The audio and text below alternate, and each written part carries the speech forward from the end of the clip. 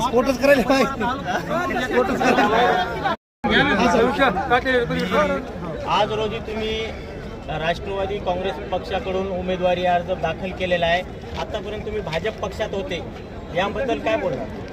मी आतापर्यंत तर माझ्या वडिलांनी बी काम केलं आणि मी पण कालपर्यंत काम केलं, पण आता कसं असते पक्षामध्ये आम्हाला काही विचार झाला नाही एवढं काम करून चांगलं, तर त्यामुळं आम्ही एक राष्ट्रवादी काँग्रेस हा पर्याय आम्हाला चांगला वाटला आणि याच्यामध्ये युवा तरुण आहेत आणि निश्चित आम्ही या राष्ट्रवादी काँग्रेस पक्षामध्ये असं काम करून दाखवू की जिल्ह्यानं नाही अख्ख्या महाराष्ट्रानं लक्ष ठेवावं की आमच्या कामाचा महाराष्ट्रानं हे करावं, आपल्या सर्कलचा कौन्सिल सर्कलचा। याच्यानंतर कामाचं जे आम्ही काम करणार आहे हे काम आम्ही सगळे युवा तरुण आणि प्रत्येक माणसाला आम्ही विचारात घेऊन काम करणार हे लक्षात ठेवा।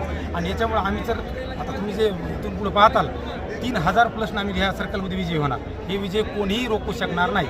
आता आमचा उमेदवार तर बलाढ्य पैशावाला आहे म्हणून समोरचा, खूप माल आहे त्याच्याकडे म्हणून, ते मालाचा तर ह्यावेळेस बघू आता किती माल आहे काय आहे तर। आणि आता माननीय भांबळे साहेब यांच्या विचारात आता मी काम करणार आहे, तर निश्चित सगळ्यांनी मला माझा परिवारामध्ये तुमच्या राष्ट्रवादी परिवारात सामावून घेताना अशी अपेक्षा करतो। आमचे विजू आता फिरले त्यांचं बी आम्हाला आता योगदान लाभलं चांगलं आणि सगळे माझा शेतकरी कुटुंब शेती करणारा मजुरी करणारा आणि जे युवा वर्ग आहे ते पूर्ण ताकदीनिशी माझ्या मागे आहे।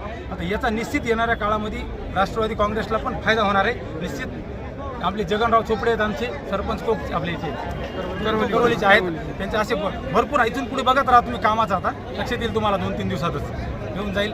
आणि सगळ्याला माफ करा तर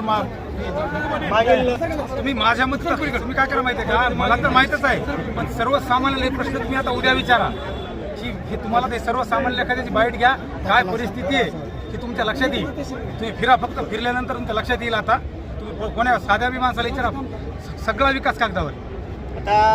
आता कौसडी सर्कल मधील मतदारांना काय आवाहन करणार तुम्ही? मी मतदार एवढंच आवाहन करेन, माणूस बघा विकास करणारा बघा, लक्षात घ्या ही अशी संधी पुन्हा बारा येणार नाही। प्रामाणिकपणाने एवढं